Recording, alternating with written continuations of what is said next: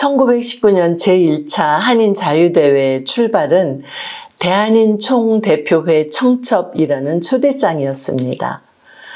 1919년 3월 24일 작성되어서 당시 한인사회 대표적인 언론지였던 신한민보에는 4월 3일에 실린 글이죠.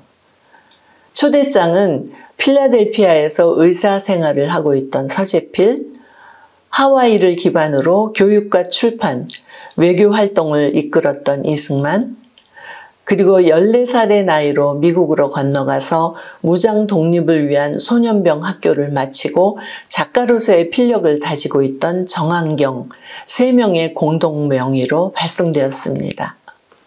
그러면 여기서 대한인 총대표회 청첩 한번 들어볼까요? 우리 공연에서 서재필 역할을 맡은 이지영 배우가 낭독해 드리겠습니다. 대한인 총대표회의 청첩. 동포여, 이때가 어느 땐가. 우리의 총대 동지는 탄환을 대신하여 몇만 명 목숨을 버렸으며 여러 만 명의 무죄한 동포는 1인의 옥중에서 악형과 학살을 당하는 중이라.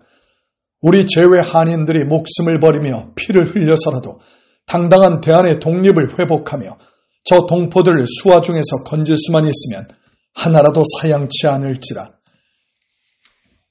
미주 동편 및 지방의 동지가 수차 의논한 결과로 4월 14일로 16일까지 필라델피아 성에서 북미 대한인 연합대회를 열고 미국의 각 사업계, 교회계, 교육계, 신문 잡지계의 모든 단체적 대표될 만한 신사숙녀를 다수히 청하여 방청으로 참여케 하고 서재필 박사와 다른 고명한 웅변대가로 국어와 영어로 연설하여 대한독립선고의 주의를 발표하며 독립운동에 대하여 우리는 생명과 재산을 바쳐서 도울 뜻을 선고하며 평화회에 글을 보내어 독립을 승인하라 하며 옥에 갇힌 중해지사를 1인의 악형과 학살에서 보호하라고 공포하며 우리가 독립을 회복한 후에는 공화정체를 쓸 것과 외교, 통상, 선교 등 절의 국제상 책임을 담임하며 동양 평화와 만주 개방을 보호한다는 뜻을 공포하며 그 외 몇 가지 문제를 첨부하여 순서를 정하고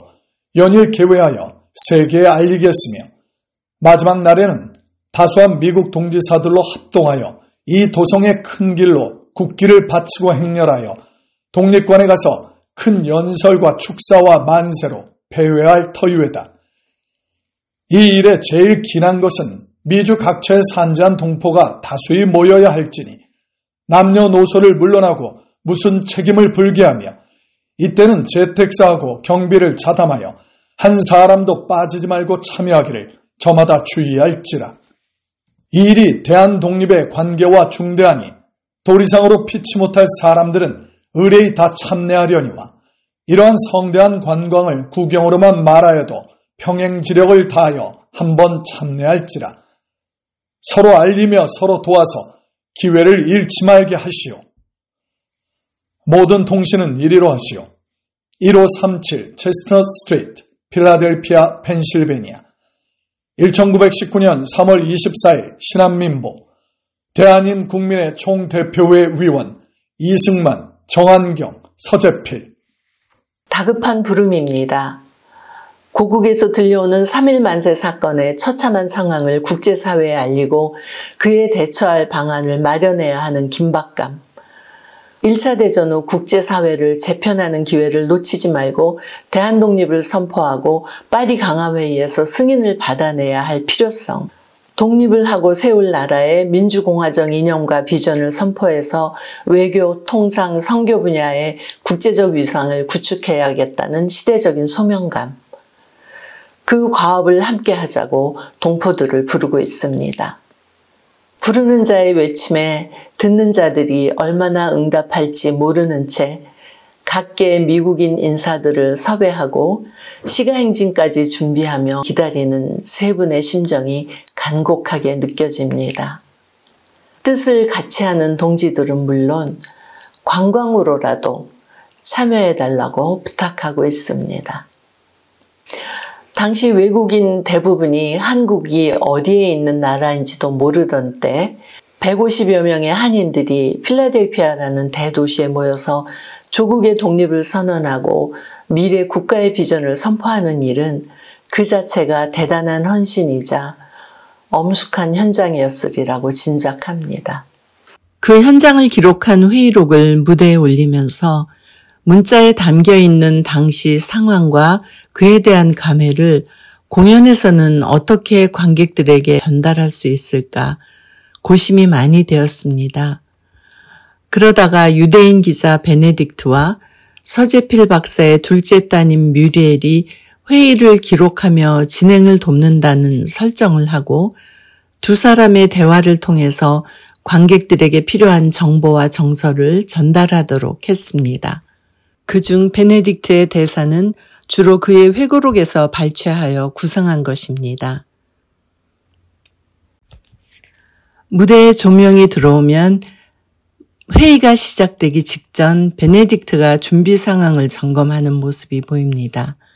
그때 뮤리엘이 뛰어들어오면서 회의장에 모여드는 사람들 때문에 극장 입구가 아주 혼잡하다고 무대 밖의 상황을 전합니다. 그리고 눈길을 객석으로 돌려서 관객들을 회의 참가자로 가정하고 인사를 나눕니다. 준비가 다 되었죠? 네. 수고하셨습니다. 미스터 베네딕트! Good morning, Miss Jason. 극장 입구가 너무 복잡해서 무대 비상구로 들어왔어요.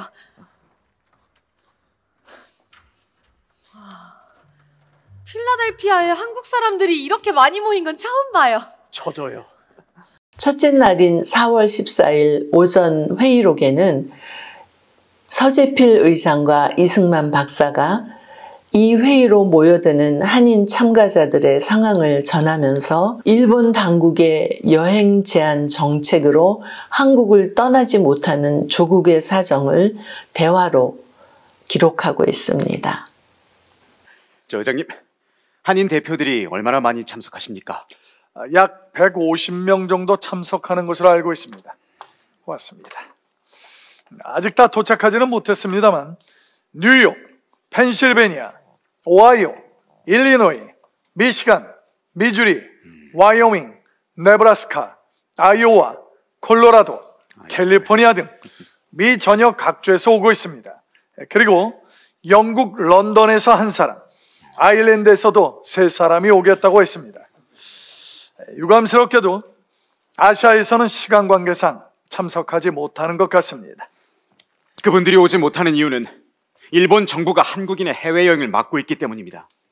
일본은 한국인이 외국에서 경험할 자유를 두려워합니다. 해외로 나오려면 여권을 발급받기 전에 최고로 엄중한 3등급 조사를 거쳐야 한다고 합니다. 참으로 안타까운 일입니다. 회의록에서는 서재필 의장이 한국에서 나올 수 없는 이유에 대해 설명하는 부분을 공연에서는 이승만 박사가 이야기하도록 했습니다. 서재필 박사에게 집중되어 있는 발언을 대화처럼 주고받도록 표현하기 위해서였습니다. 그리고 공연 장면에서 서재필 의장이 참석 인원을 150명 정도라고 답하는 부분은 이후 연구자들이 밝혀낸 숫자를 덧붙인 것입니다. 이런 기록을 출발로 해서 연극적 상상력을 동원해 봅니다. 그때 그 자리에 모였던 분들의 심경은 어땠을까요? 긴 여행에 몸은 고단했지만 마음은 뜨거운 열정으로 부풀어 있지 않았을까요?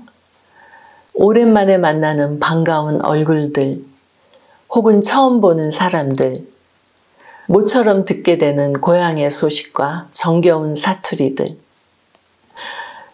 그런가 하면 그동안 낯선 나라에서 서툰 언어와 색다른 피부색으로 차별을 받으며 위축되었던 심정, 고단한 일터, 미래에 대한 두려움.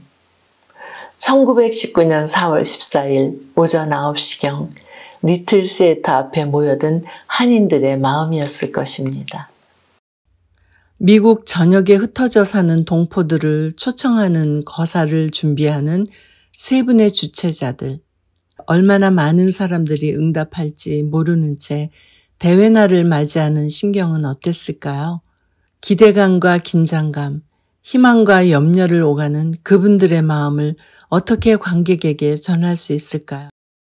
뮤리엘이 대회를 준비하는 아버지를 지켜보며 느꼈을 안타까움을 베네딕트와의 대화를 통해서 관객들에게 전달하도록 했습니다. 휴, 첫날 무사히 잘 마쳤네요. 분위기가 어찌나 뜨겁던지 사람들 머리에서 그 수증기가 모락모락 피어나는 것 같았어요. 서 박사님 역시 멋지세요. 회의 진행을 위험 있게 참 잘하셨어요. 그동안 아버지가 고심을 많이 하셨어요. 어젯밤에도 잘 못 주무신 것 같아요. 공부와 노동에 바쁜 동포들이 많이 참석할 수 있을까? 영향력 있는 미국 지도자들을 연사로 모실 수 있을까? 미국 언론의 관심과 지지를 받을 수 있을까? 정말 이 의회가 한국의 독립에 큰 힘이 될 수 있을까? 그런 아버지를 옆에서 지켜보는 일도 안타까웠겠어요. 전 세계 각 민족 이민자들이 모여드는 나라.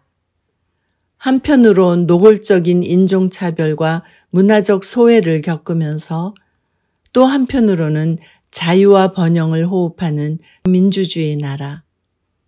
그래서 더욱 있는 곳에서 조국과 민족을 위해 일해야겠다는 사명감이 그 자리에 모인 분들의 가슴을 뜨겁게 채웠을 것입니다.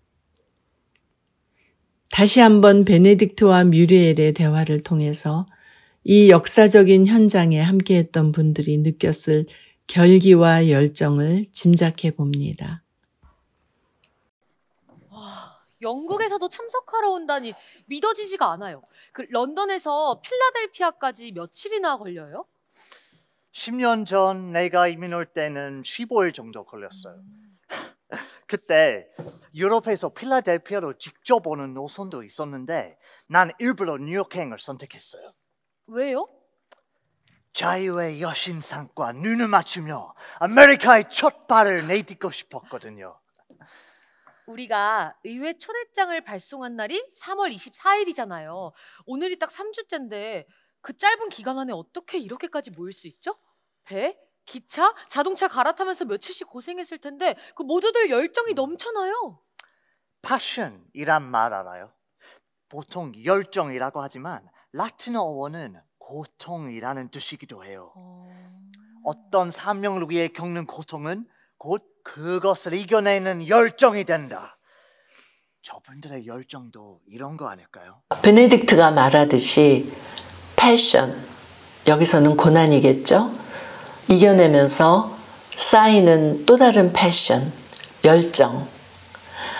이방인으로서 겪는 삶의 고난을 새로운 시대적인 소명으로 승화시키려는 그곳. 1919년 필라델피아 제1차 한인 자유대회 회의 현장입니다.